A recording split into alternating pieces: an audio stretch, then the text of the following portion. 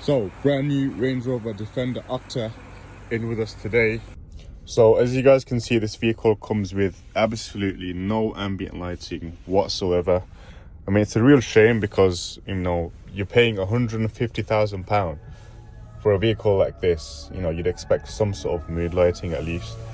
But yeah, guys, nonetheless, we're gonna get cracking. Stay tuned for the results later on.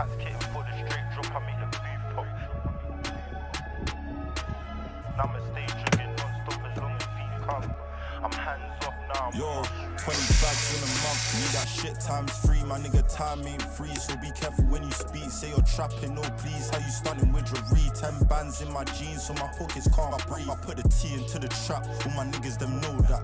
Whips got tints, we're transporting like cold. I ain't ticking on no packs, board them up with a throwback straight. So this is the final end result, guys, and if you'd like something like this for your vehicle, make sure to drop us a DM or check out our website for more details.